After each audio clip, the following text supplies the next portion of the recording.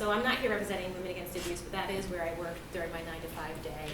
I'm their clinical educator, and I teach, do facilitation on like intimate partner violence, domestic violence, and a variety of other areas of trauma. But tonight I'm just here representing myself as a licensed social worker who's been in this field now for about 16 plus years. I've worked in a variety of roles, child welfare and other things. So dealt with a lot of trauma, folks who are facing a lot of issues, particularly like online harassment that sometimes can go into the more severe type of behavior.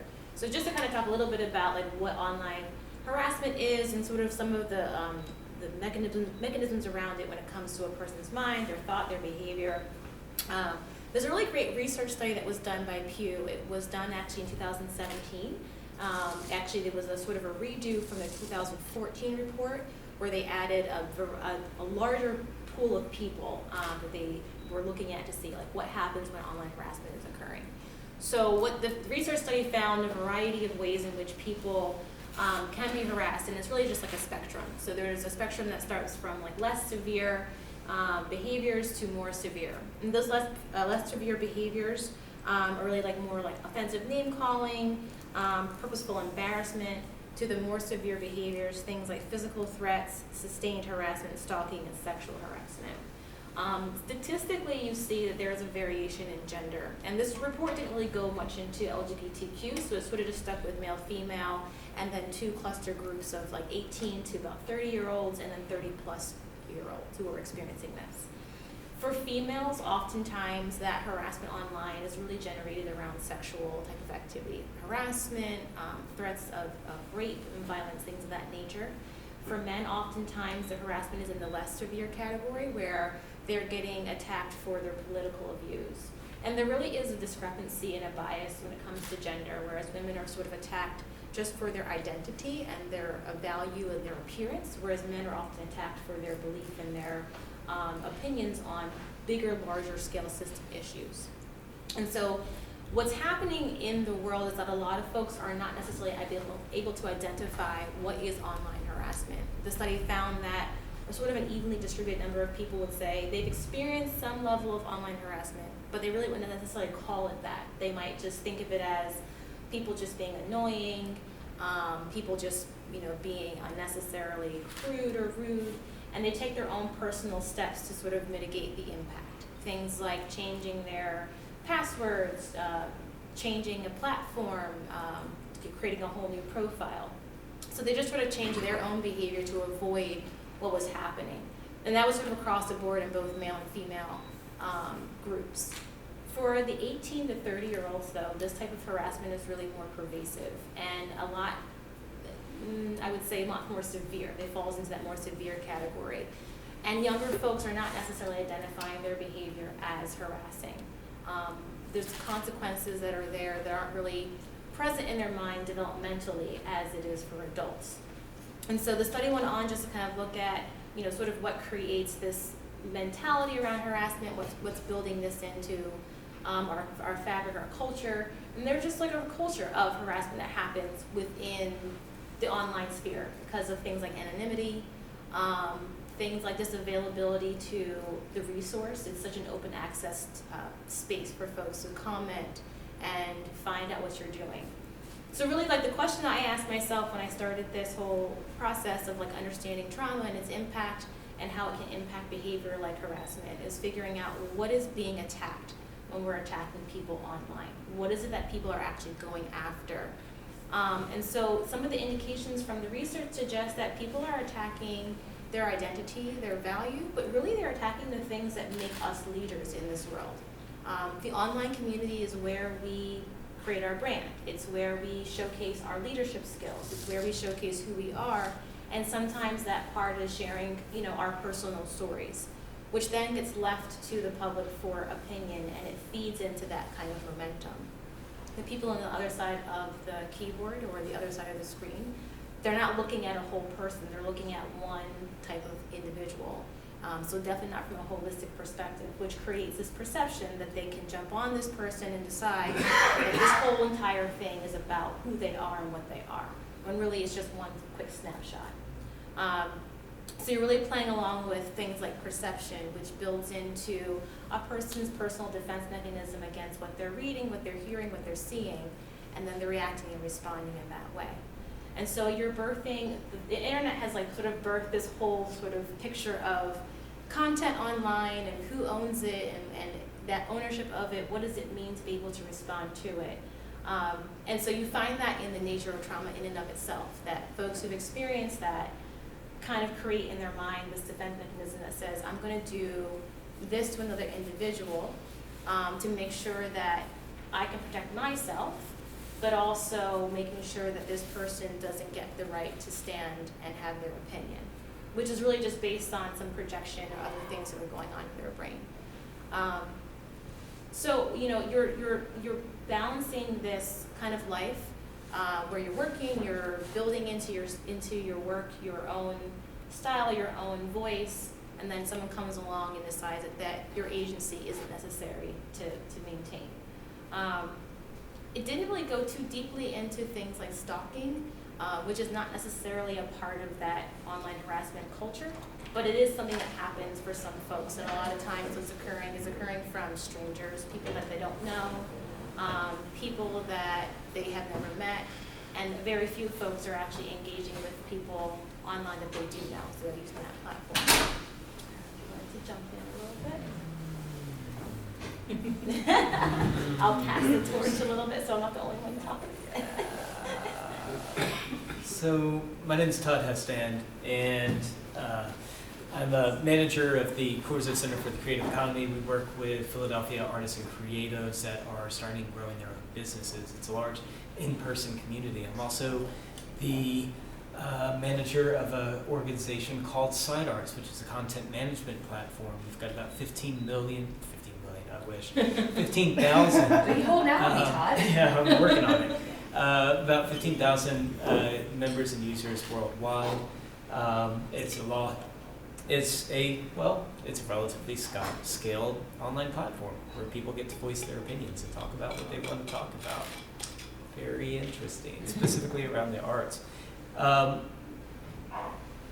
Sometimes you hear things you don't want to hear, especially if you're coming from your own domain expertise, and you're diving kind of deep into siloed vision. This is what I do. This is what I live for. This is the world that I've created for myself, and everyone has a right to create their own world. You do, and it's hard to hear other ideas, even if they are entirely factual.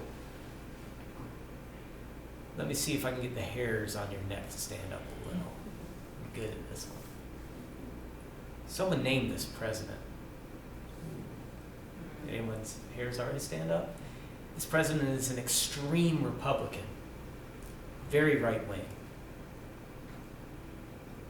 So right-wing that he even considered and did partially rename that party because it didn't even fit anymore. He was so far in one direction. He believed in nationalism, strong nationalism, like the presidents before him. He stood up, said, I'm going to make this my own. He believed in a strong government, a government that would lead the people into a great world of success, which the antithesis, of course, was saying no to small business. Wanted to control all the business that was out there, control the industries. He was a great propagandist, one of the best. He really knew how to turn people's heads. He actually figured out an industry that was dying. It'd be the equivalent of today's flip phone market.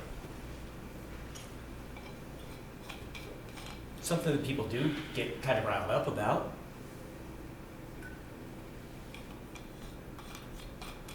But he put all of his efforts into this dying industry, something that would have gone away anyways.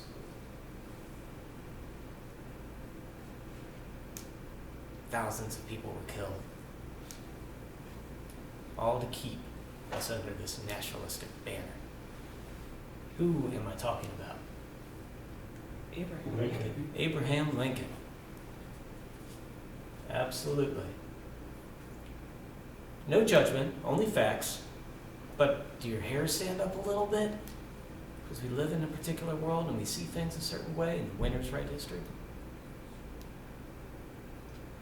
You get all kinds of opinions, and folks it isn't just the radical, like this video. It isn't just like pure obstinacy. Sometimes it's just people voicing your opinion. It can feel like harassment, and sometimes it is. Sometimes they're just quoting what their worldview is, and we have to be very careful about that when we're managing communities and working with people and managing teams internally and externally. The most important thing that I tell anyone dealing with any level of harassment is that you have to treat that other person with respect and dignity, no matter how awful they are. It is another person. You don't know what's going on the other side of that. You don't even know if it happens to be real. It could be a bot. And a lot of times it is. Keep that in mind. Sometimes it isn't even a real person. It's just a bot that transposes information and creates multiple accounts and spews hate. So treat them with respect and dignity because you don't know what's going on the other side. Also keep in mind the cultural diversity. I have a couple clients in Australia. And in Australia, sending information, contacting back and forth, and I'd send something back and I got this email back that just said fig jam. You know this one, right? Fig jam? Yeah, fig jam. That's what it is.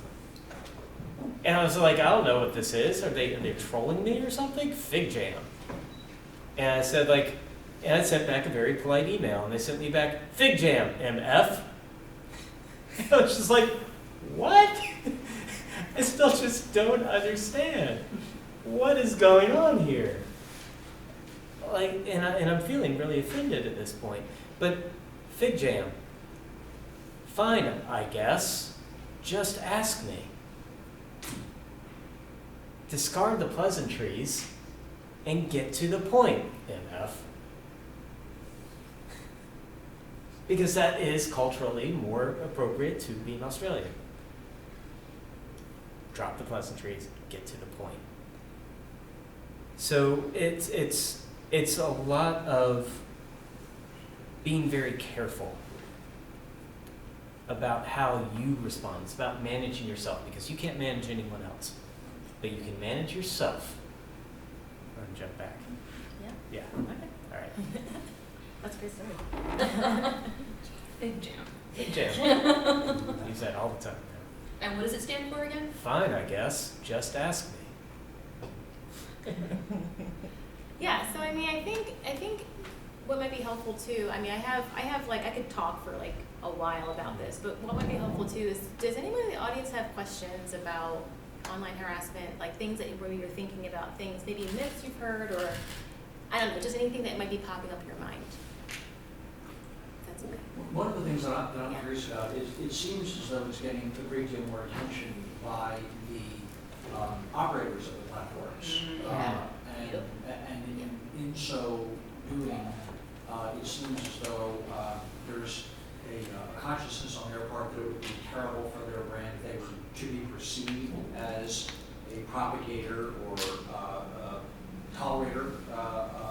And so it seems to me at a higher, almost a developmental coding level, they're trying to intercede and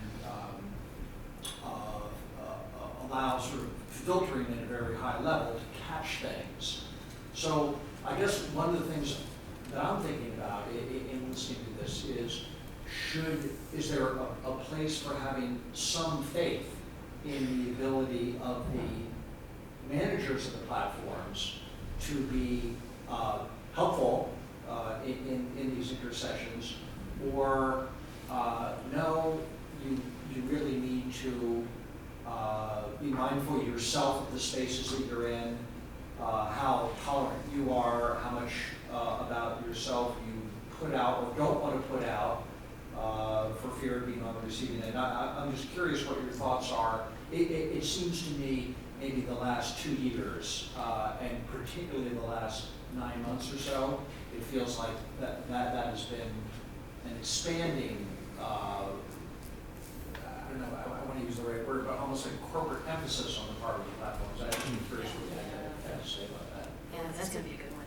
Yeah, that's a really good thought. I mean, so there's a couple of things that come to mind. So in terms of, let me just dive back a little bit. So in terms of the impact that it has on an individual, like there are impacts that are being seen mentally, emotionally, right? People are changing their whole behavior, their whole sort of day-to-day operation because of what happens online, right?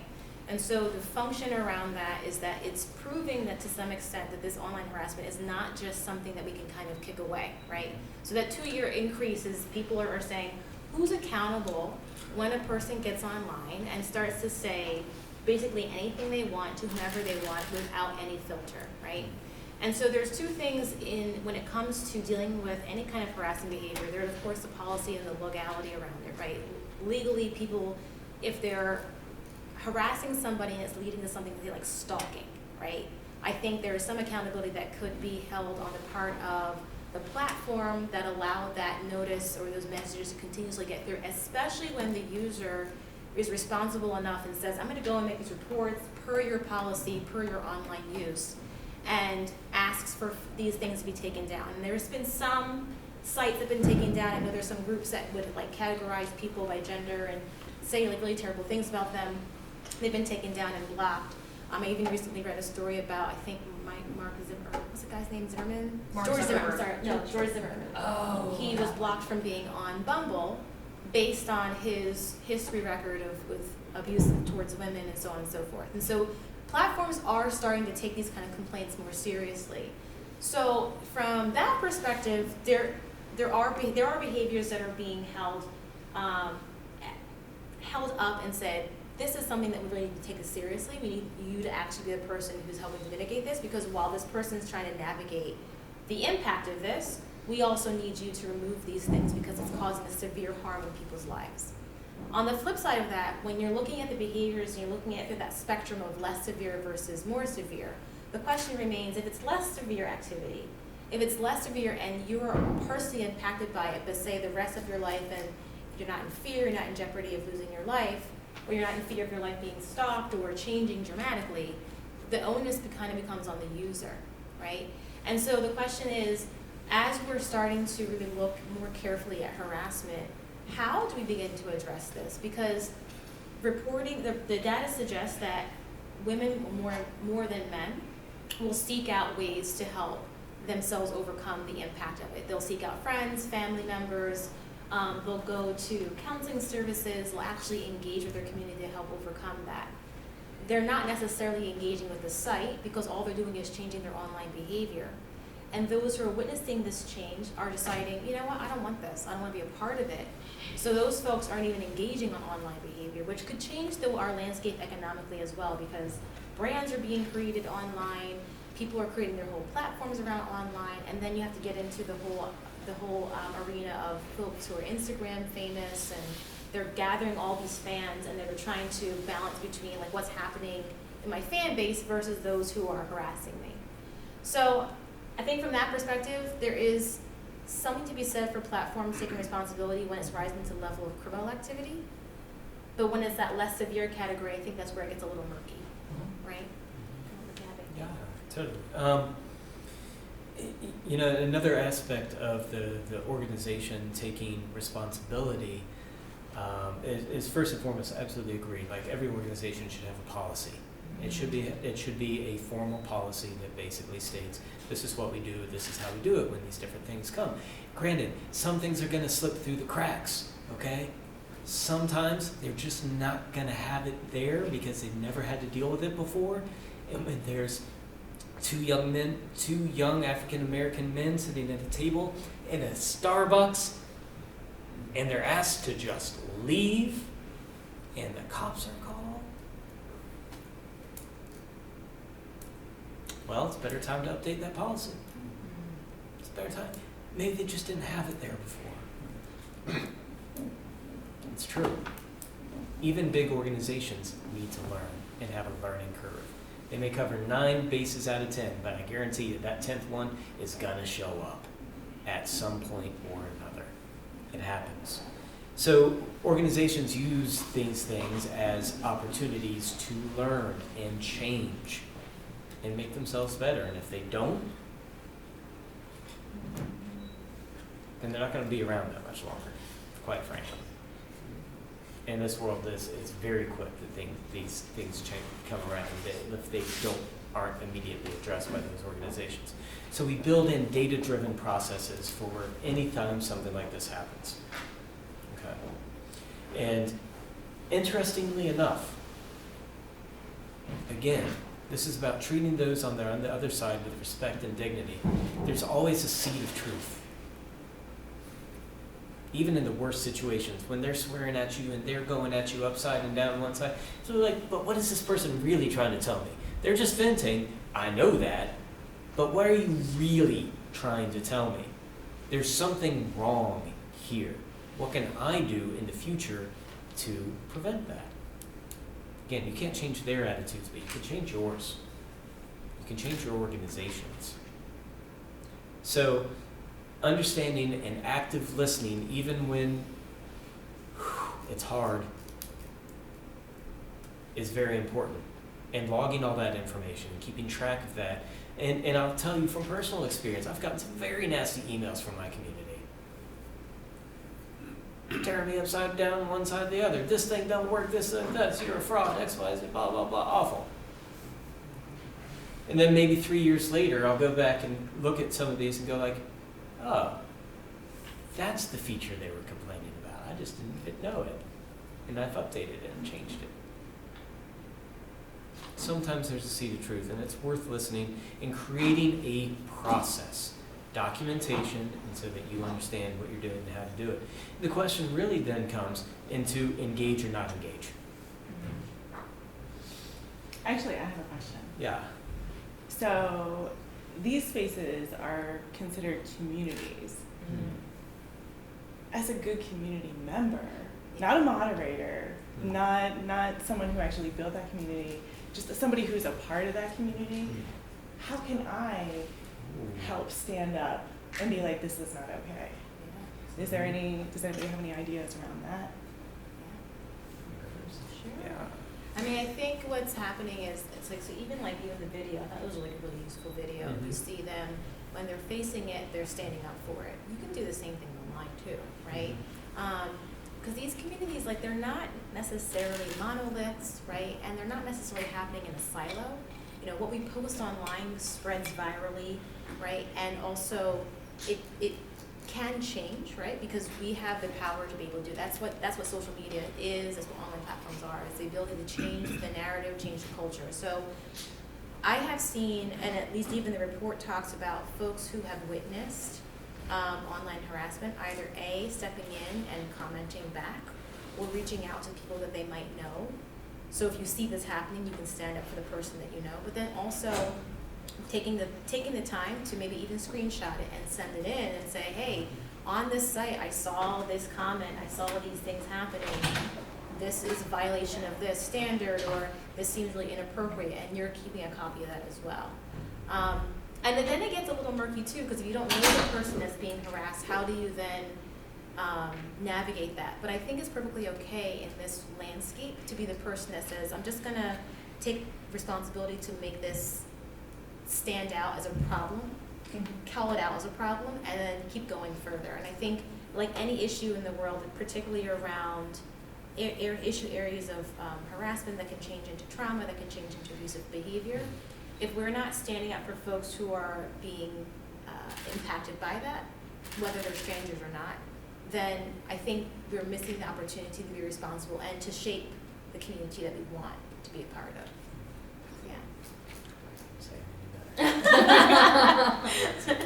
Well, I have a question for you both, if that's okay. Yeah. What about folks who, like, what about the process of reconciliation? Like, what if somebody has been abusive, but they want to be unbanned on a particular Facebook page for Facebook, or they want to be allowed to tweet at somebody again, even though they've been blocked in the past? What kind of process could that be? Like, because I know, Todd, you're talking a lot about community expectations and standards and having a code of conduct. is there a place for a process like that in community standards on social media? Yeah, absolutely. Best out of 3. Best out of 3. It's a simple. You create your own rules along the way, but in general, say give someone an opportunity, 1 out of every 3 chances to engage. They might have changed. Always give them. Everyone has an opportunity to be a better person, and you don't know when that's going to happen. I don't know when it's going to happen. There are certain members of my community that I fear I will never have a good conversation with. That person is always going to do something awful. What I find fascinating is that they stay. But I gotta give them a chance. Always give them a chance. 1 out of 3 times. 1 out of 3 times he comes at me, this person comes at me, then I will give that person an opportunity. Usually, that person will shoot themselves in the foot fairly quickly. And then I go, well, okay, I'll see you a couple times around from now. That's it. Everyone has an opportunity to be good. Yeah. I think, if we're identifying the person that's actually perpetrating the behavior, there's, depending on, and it's weird because I feel like there's something that's happening with online harassment that's not really clear, right? For folks who are victimized by it and then folks who are perpetrating it, right? So if you're capturing the person that's perpetrating it and it falls into this more severe category, so we're sort of creating, like I said, we're creating that spectrum, right? And those more severe categories really can be criminal activity. So if it's stalking, for instance, this person is probably stalking another individual, which rises to the level of a different category of criminal activity, which then rises to a level of a certain prosecution and also a certain level of care and concern that has to go into helping that person overcome those challenges as to why they thought stalking was the best behavior. So I think one thing that as content creators that we can do is to talk about this issue area less from the perspective of the victim who is dealing with it and what that person is doing to change their behavior to avoid the impact of it, but to also talk about it from what is this harassing community doing to shape the communities that we're trying to engage in online, right? So it's like looking at the perpetrator's behavior and saying is perpetrator driven versus victim led by what they have to do to protect themselves, right? Because a person who's creating their online life, they're doing it according to those standards, right? Everyone around them is doing it to those standards. And then a person comes in, they troll, they dox, they do a variety of things that are shaming people, they're harassing them verbally, they're causing emotional distress, right? So now we have to ask ourselves, well, what's being led by this? And then how can we begin to create some stoppage to that, right? So I think if you're able to identify the person that is actually causing the harm, that person could be engaged in a similar fashion to those who are causing harm offline. But it would depend on if that person's willing to admit that, hey, my behavior, my trolling behavior really isn't healthy, it might be abusive. So it's a kind of a conundrum. I think it's a question that comes up when you look at it outside of the lens of online activity, when you're looking at it just sort of interaction like person to person. How do you motivate someone to see themselves as impacting a person in a negative way? It's kind of like the ever-living, evergreen question that comes up. There's one more aspect of this, if I may, that stop it before it starts. I mean, we're talking a lot about dealing with it once it has happened, but building in processes to stop it before it starts. And it goes along the concept of affirmation.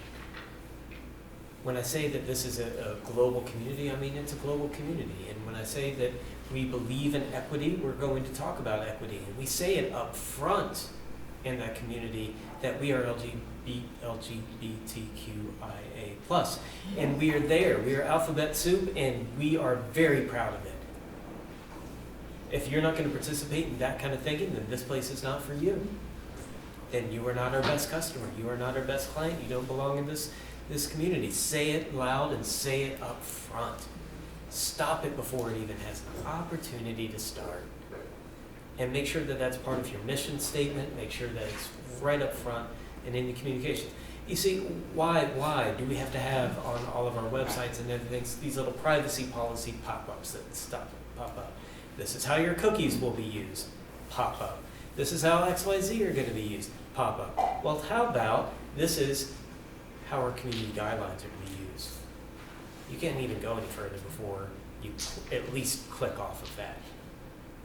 So some of this is about building in policies up front to dissuade any of that, because I guarantee no one wants to go in and go like, oh great, this is a place where I can be as much of an a-hole as I want to be. Wow, some websites are for that. There are literally websites built entirely about that. And if you go to mine, you're not going to see that. You're going to see up front who we are, what we stand for, what your role, what the purpose is, and what the code of conduct for that community is going to be. Right. It's kind of like this. Honestly, I don't need to have a security alarm on my house. I just have to have the sticker on the window. Automatically, that takes the likelihood that someone's going to break into my house down by about 65% or something, whatever the studies say. Just a sticker on the window is all you need. You don't actually need the expensive alarm. Hot dog. Did I see a hand up in the back? Okay, just stretching. Yes. Yeah, I know it's late at night, so I'm still glad that we haven't lost anybody yet. That's always a good feeling. Well, Sharon, you mentioned a word that hasn't come up yet that I think is worth looking into: shaming. Is shaming online harassment? Is it something different? Is it something more ethical? Like, how do you both view the concept of shaming online? Research-wise, it's definitely considered a form of online harassment. It falls into that less severe category. My personal opinion on it, is that what you Whatever you want to give. My personal opinion on it, I think, I feel like people blatantly placing shame and blame on an individual in order to undermine who they are, undermine their identity, can fall into that category. And I think as we get closer and closer to figuring out like what constitutes harassment online, like how many times does it have to happen, what's being said, what's the language around it, I think we'll begin to see that more and more defined. But this space, even though research is there to show that it happens, I think is not often as well defined as we would like it. So those types of words like shame and ridicule and name calling, those are things that sort of happen like on the playground, right? And culturally, and at least in America, we're taught you just kind of overcome it. You plug into where you can, and that's very true. You increase your protective factors. You engage with your friends and family. You engage in your community, and those things that people are trying to do to shame you won't have as much an impact. But I think more and more as mental health and behavioral health begins to look at trauma and its impact, we'll start to see a shift in the perspective around the type of shame that's happening. So I think that's good. I think I just said everything. Okay. That's perfect. Yeah. Perfect. Concept of traceability. Traceability. Yeah. Hmm. To get to the person that's doing the harassment. What proportion of websites allow traceability? I don't know. I'll leave that with you. That seems that's your expertise. Not as much as he'd like to think. Not as much as he'd like to think. I mean, we're not the CIA, and we're not Google. So Well, they being able to track. register on a website plus the content. Right. How traceable is that? Not very. Okay. Not very, because Especially if there's someone lies about who if they it's are. online, Yeah. you can hide that identity. There's easy ways of creating short-term identities that disappear. Email addresses that disappear, phone numbers that disappear after a certain period of time. There's all kinds of apps that are built specifically for that, for basically online harassment. There are actual real business uses for them as well, but they have been bastardized, per se, into these different ways. Listen, this is one of those reasons why, log, ban, delete, shadow ban, you can try it. You can try it. The user can always come up with a new username, find another way to get on their site. They can change their IP address. Right. They can, there's so many different ways. So, you know, the best thing to do is address the content. If you need to address the content, delete the content. If you need to delete the content, you can delete the user, but you can be deleting users all day long if you go down that road. For the most part, most systems are intelligent enough to take off bad users and dead email addresses anyway. So it's more about creating an environment which dissuades that in advance. What would that look like? What does it look like? Kicking Donald Trump off of Twitter. Oh. It looks like building codes of conduct in terms of service that people have to actually click through to really see. Changing the way it's shown. I'm not talking about like terms of service that are 80 pages long and XYZ. I'm just saying something big, bold, and upfront. This is how our community works. If you choose not to do this, then these are the repercussions for not abiding by our guidelines. Yeah. David Dillon Thomas, who has spoken at PANMA many times, used to in his talks mention a program that is regrettably no longer around, where it would ask users before you commented on somebody's piece, it would say, hey, we want you to rate some of these comments that some others have left. Like, is this appropriate? Is this inappropriate? And the idea behind it, and I'm blanking on the name right now, the idea behind it is that you would then start to evaluate your own response based on the responses that you had just rated, and then you realized, yeah, I'm kind of being a jerk right now compared to these other harmful responses that I've seen, so I think I'm gonna not do this, or I'm gonna change it dramatically so that it's coming from a place of constructive criticism, or it's coming from a place of, I'm here to make your comment better, or I'm here to make your message better, or I have a legitimate comment about the story that is here. So I think it's gonna take a big change within the tech companies. I know for my own experience managing different Facebook pages and Twitter pages, it's really hard to actually articulate why something is problematic. So when I've tried to report comments on Women Against Abuses page, because I am their Facebook and Twitter monitor, there aren't quite the kind of criteria I need to say, well, this, no one is, threatening violence or doing anything that legally is going to get them into trouble, but they're trying to out their partner or shame their partner for, getting services from a domestic violence agency, and we're the one that they're taking their aggressions out on, and we think this is going to escalate. There is no long answer that encapsulates why this is a problem. And I think Sharon's point of we need to go with, what is in the mind of the perpetrators, and how do we create a safer environment based on the power they already have. It's not up to people who have survived violence or abuse to change their behavior. Their job is to take charge of their healing journey. It's up to the rest of us to make sure we're living in a world that is safe and abuse-free. What happened to that program? They went under. I remember Dave was saying that they closed down. I don't know if they ran out of funding or their business model wasn't sustainable, but it's not around anymore. And I remember Dave being on Twitter saying, why, this is so good. But do you happen to know, either of you know which program I'm talking about? I cannot think of it, and it's driving me mad. Yeah. We know each other. There's clever ways of going around things too. I mean, everyone just kind of opts into the standard things. It's terms of service, privacy policies, Without reading it. And organizationally they'll do that too. They'll just like, oh, I need to throw this onto this website without really thinking about what it means.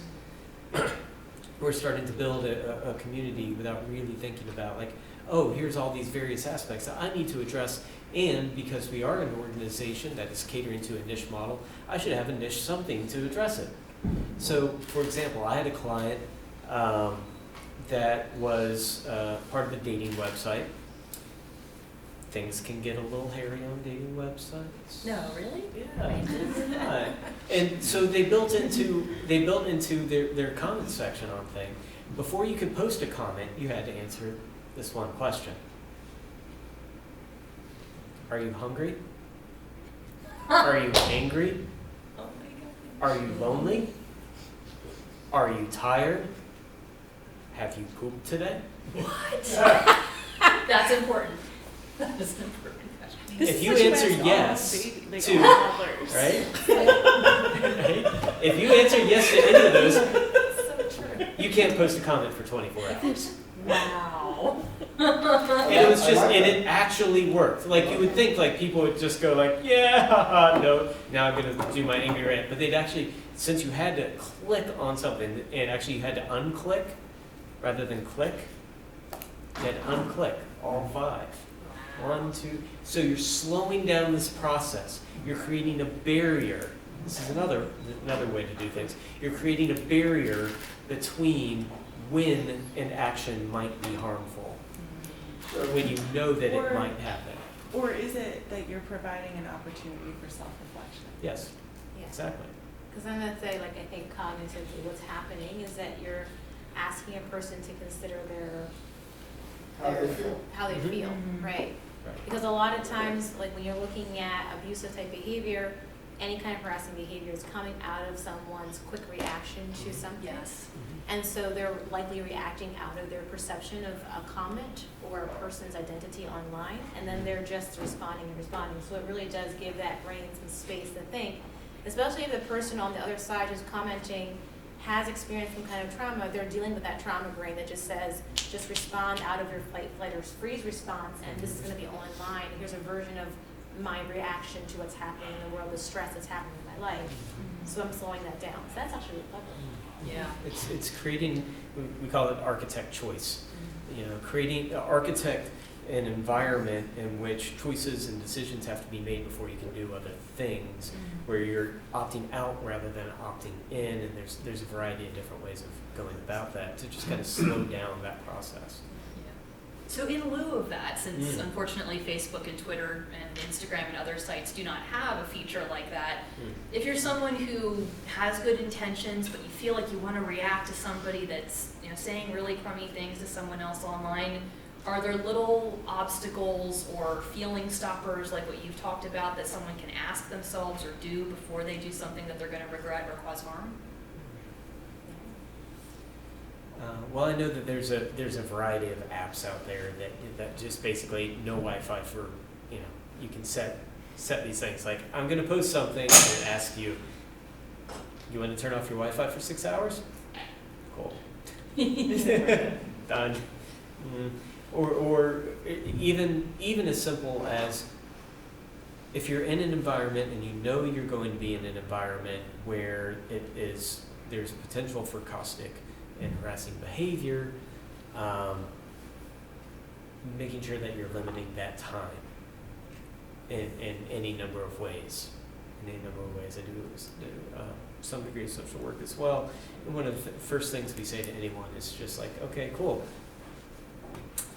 The first thing we're going to do today is delete your Facebook account. Cool. Everyone goes, no. Yeah, you're going like, yeah, guess what? And it works. It works 100% of the time. 100%, well, 98% of the time. I can't say 100. But it's just any time where you can say, let's put a stopgap, let's put a limit on it before we actually start to react. That's good. And you know, for that same reason, even Google has features like schedule an email, or you know, we can. There's times in Google Labs, there's particular add-ons where you can say like, no email can be sent within 24 hours of me composing it within my own account. Period. And then it'll still ask you once 24 hours are up, are you sure you want to send this email? Neat. I think part of it is also asking the questions like why, like in what context is online harassment happening? Is it just because that's a person's day-to-day life? Is that their only sort of behavior that's occurring? Or is it part of a larger story, right? Like is there something that's going on? Because I imagine that people who are trolling people or doing any of that kind of behavior, that might be the only thing they're doing all day, right? I like to think that that's not it, but at the same time, at the level at which it happens to people, right? The amount of times, whether it's a bot, somebody has to set that up, right? And so you have to ask yourself, what's the larger context around this culture that's been created that says setting up a bot to harass somebody, 30 times in an hour or whatever it might be, is the appropriate response to any amount of comment or life sharing or even just your job. If you're just working your job and a person comments to you because they don't like your face, for instance, which is something that is often, was really a part of this study that says, you know, we're attacking identity, we're attacking value, but you're not seeing a whole picture. So there has to be something else that's going on, the larger scoping issue that online harassment is happening under, right? Like there's trauma and then there's all the various forms of it. But there's harassment and then there's all the various forms of behavior that a person who's choosing to harass is also dealing with. And so I think the question around that, like how it begins in prevention work is, well, what's happening that we have now fallen into this type of space where we think that this is okay? And then kind of dialing into that and figuring out more of that. And I think the research is sort of supporting that type of work where it's saying, we're gonna call it something bad, we're gonna say that this is severe and this is more severe, but we're definitely gonna call it something. So I think naming it first is a great thing. Having these kind of open dialogue discussions is another great thing, and then figuring out how to teach folks how to stay safe online if they do get harassed. But then also talking to folks who might be trolling for a living. You know, why are you doing this? What is the what's missing in life in general or in your community that this is the choice you're making? Because people are choosing to behave that way, right? Yeah. Right. So like, you're kind of coming from a game theory approach. After a fashion. So has anybody ever approached harassment through game theory? That's a good question that I don't have an answer to, and I'm happy to say I don't have an answer. But I understand that. I think that's fairly clever. I look at it more. Well, I think Dungeons and Dragons. Yeah, it's well, okay. So that's an interesting part, and that's something Marta wanted me to bring up too. Alternate identities. Yes. It's you know, as a community manager or someone that's dealing with the community on a broad scope, sometimes it's easier to create an alter ego to deal with these things. Listen, you're going to need a complaint email, complaint at whatever your company is .com. So instead, I create an alternate identity. There's Sabrina. You know what? I'm Sabrina. But Sabrina deals with these things. It protects me. Yeah, right. Because it doesn't offload my responsibility in any way, shape, or form. But it creates a buffer between me and whoever they're aiming their nastiness is. And it's true. I made it a female for a very particular reason. Oh, I get it. Right? And because they're more likely to receive the worst comments. Right. So I put them up and I put fake pictures and I put blah, blah, blah, blah, and say like, hey, you want to yell at someone? Yell at these people. Here you go. It's still me. I still have to deal with it. I still have the responsibility here. But that's that person's. And it creates just enough of a buffer. Listen, my feelings are still hurt. I still get my feelings hurt.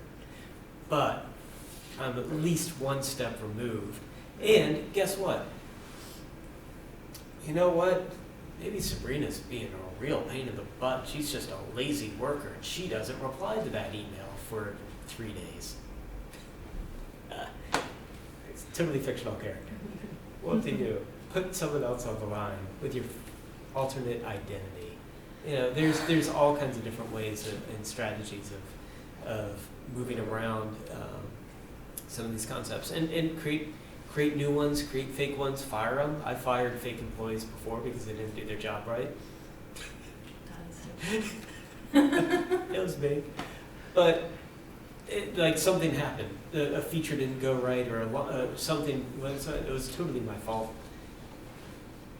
I addressed it immediately as I could, but for my own peace of mind, that employee was fired. Yeah, I get it.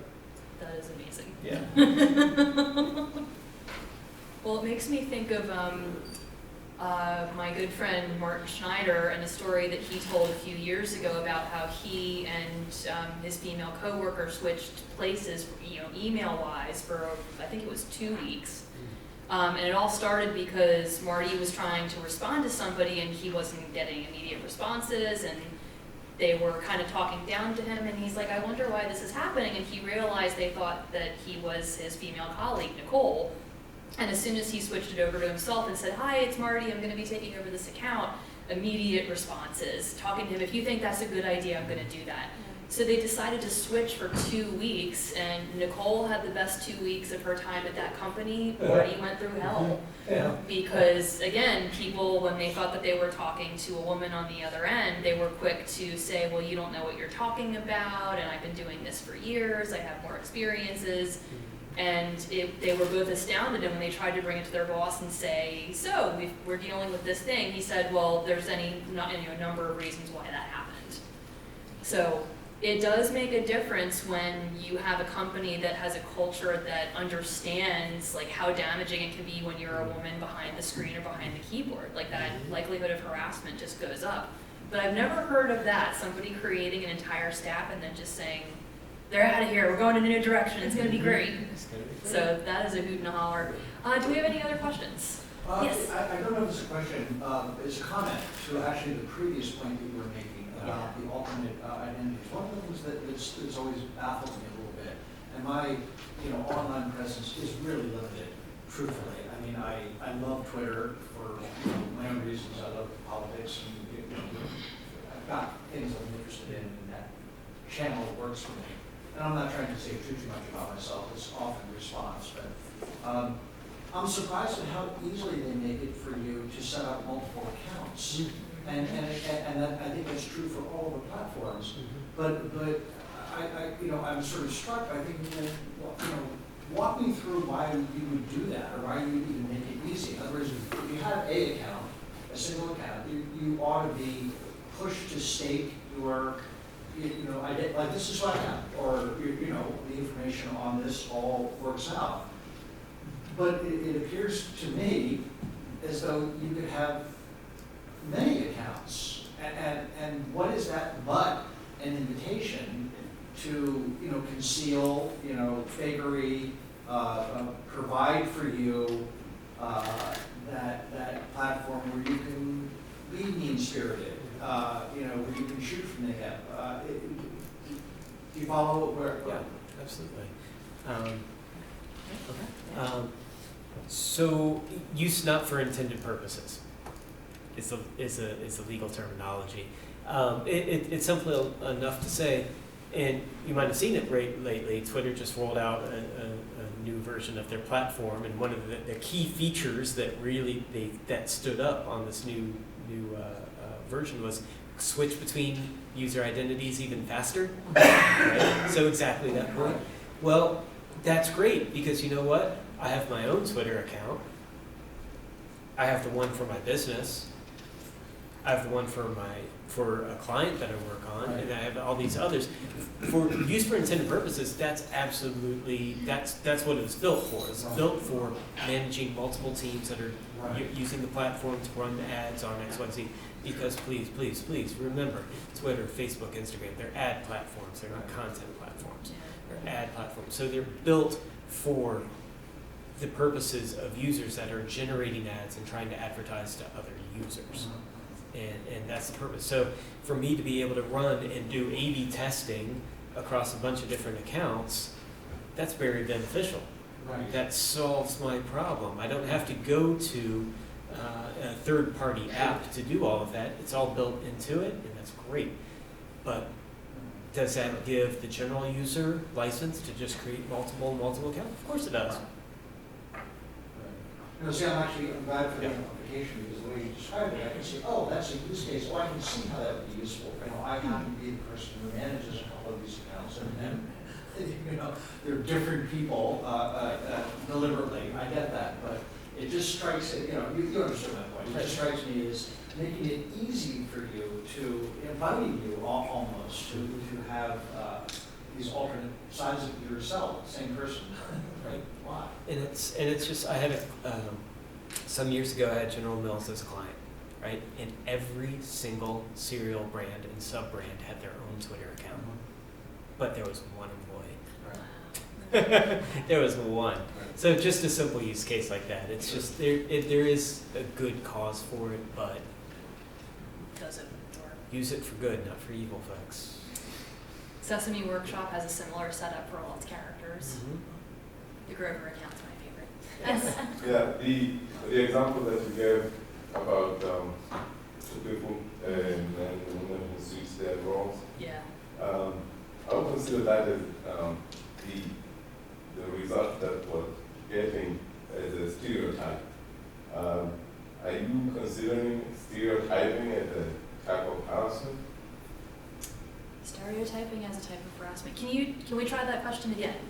Because I'm not sure I understand it. Yeah, because what you're saying, it sounded like that was a stereotype, like a stereotyping women.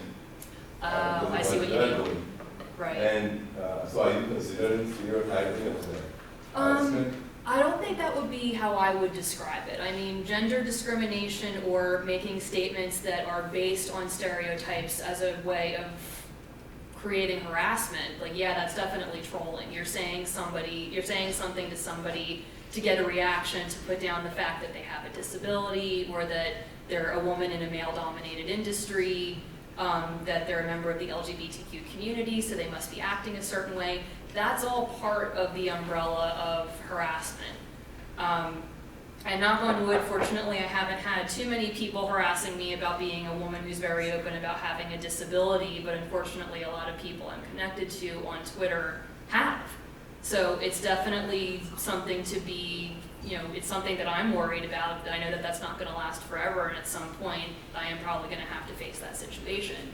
But the fact that it just seems so easy for people to be able to make a comment and not be challenged on it is really disheartening. So one thing that we can definitely all do in here, if we witness online harassment, which 1 in 3 of us is going to experience online harassment in our lives, which means a lot of people are going to be witnesses to it, checking in with the person who's the source of the harassment. Are you okay? Is there anything you need me to do? Do you want me to report this comment? And then if you are the person who's being harassed, making sure that you are collecting evidence. So if this person continues to harass you and you need to escalate it to get law enforcement involved, you have all this evidence that says, ask the person nicely, that's not cool, I'd rather you not say that to me, and they didn't listen. Because trolling and cyber stalking are federal crimes, just because in a lot of cases they're happening over state lines. So that is totally something that you can go to the police over and say, this is happening, it's not stopping. I feel like, as Sharon was saying, I had to change my behavior in order to address it. So harassment based on somebody's gender identity or other qualities, definitely part of a larger umbrella of online harassment, for sure. I was not asking about that. Oh, okay. I was asking. Maybe them the two experts, they can also.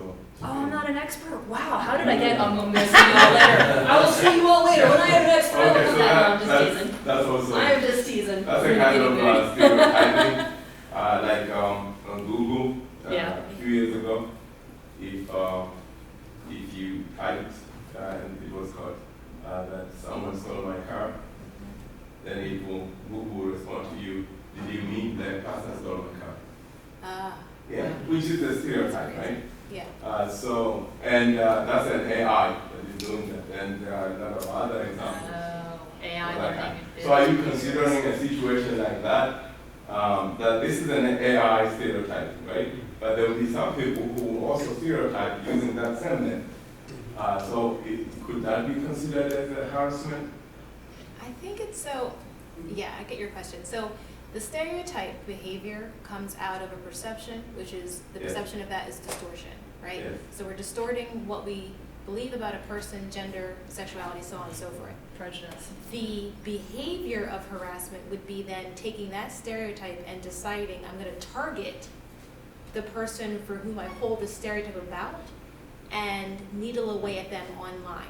So the stereotype is probably a part of the analysis of the person as to, well, where did this behavior get created in your mind? It's okay. They would say, I stereotype, and they would name their stereotypes. The person who's assessing them would say, well, this is a distortion that's leading to a behavior. That behavior is charged by your thoughts about this person, and now we have this online harassment thing that happened, right? So I don't think that it's a binary in the sense that people hold stereotypes and then those folks who hold stereotypes harass. I think you might find folks who harass online probably hold stereotypes among other perceptions that are broken. Does that make sense? So I don't think that like a stereotype, that example is necessarily online harassment. However, if in that example, Marty's coworker said, haha, I'm revealing myself as a woman, and then that person said, oh, really? You've tricked me for 6 months with emails that I thought was coming from a man, and now that I know you're a woman, I'm gonna continue to email you inappropriate pictures or comments. Now you have an issue of harassment that came out of a revelation that was built on another person's perception. Yeah. Yeah. That was a good question. I had to like stretch.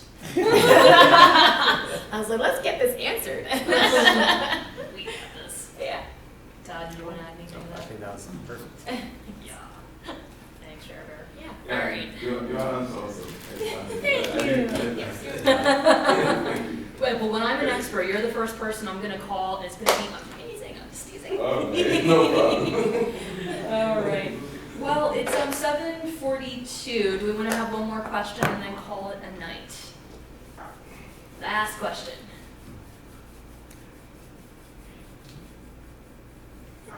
Last question. Can we recap? So is Western society the only place that experiences this kind of It's everywhere. level of harassment, of online harassment? I'm sure it's not, but I'm just curious, because I mean, I live here, this is what I live and breathe, I don't know and see. From my research, it's mostly an American cultural thing. I actually haven't looked into international research, but I'm actually heading to Finland in May, so I'll be discovering if there's something around this kind of culture in other places. So I actually don't know the answer to that, but I don't know. It's definitely something that's there. It's not as, I've seen it with my Australian clients, I've seen it in Brazil, I've definitely seen it in Japan, in some of the Southeast Asian countries where there is very specific targeting. A lot of the research has been based more around suicide, because they've been pushed so far, and the suicide rates are going higher and higher, younger and younger. So yes, it absolutely exists worldwide in almost every culture, but at varying degrees. And it depends a lot on the cultural norms of each of those countries and communities. So yeah, it's here, and doing the best we can to prevent before it becomes an actionable item is the best we can do sometimes. So ultimately, it just sounds like this is kind of like the end of the road, like this is stuff that starts way ahead. Yeah. So we've already indoctrinated a culture Mm-hmm. that is primed to commit online harassment or True. perpetuate online harassment. Mm-hmm. That doesn't mean it doesn't have to stop. Yeah. It's It true. can stop. It can. It's very We true. can definitely acculturate ourselves the other way as well. Everything is a cognitive behavioral, learning possibility. Yeah, it definitely feels like a tide has turned, because a couple of years ago there was the idea of, oh, you stand with this particular political party, we can't be friends, I'm blocking you, I'm blocking any relatives that hold these views. I'm noticing with the work that I'm doing with Women Against Abuse's social media pages, with my 9 to 5 jobs pages, it seems like there's more of a willingness to talk about stuff. There's more of a desire to find common ground and see, well, what is it we're actually fighting about? Is it because we feel this way, or is it because we're both concerned about giving our kids a better world to grow up in? Is it because we both work in jobs that are uncertain and we're afraid that at any moment we could be fired and then we have no idea how we're going to feed and clothe ourselves over the next couple of months?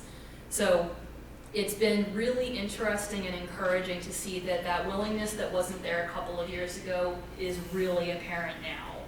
And I think one thing that's going to serve us well is stopping to ask, well, what's really happening here? The one last example I'll leave you all with is comedian Patton Oswalt is on Twitter, and if you ever want somebody's account to follow, it's him, because he always has snarky things to say about how weird our world is right now. But there was an instance where a man sent him a really upsetting message, and usually Patton is quite good with having snappy comebacks and saying, oh yeah, whatever. Better than that, obviously. And he took a look at this fellow's Twitter feed and learned he was a veteran, he had a lot of medical bills, and he was really hurting. So the reason why he was being mean through his tweets is because he had considerable problems in his personal life. And so what Patton did is say, listen, I was going to respond to this gentleman because I really didn't like what he had to say, but I took a gander at his wall, and it turns out he's got some things that he's going through. I'd like to change the narrative, and if anyone creates a GoFundMe account to help this man so that he's able to get his medical expenses paid, I will retweet it. So they ended up retweeting the account, and this man's medical bills were covered within a matter of days. All because Patton took the time to read somebody's page and see, well, what exactly is going on here that this person is behaving this way. So definitely kudos to Sharon for bringing that up. Kudos to Todd for saying what he was saying tonight, and kudos to all of you for joining us.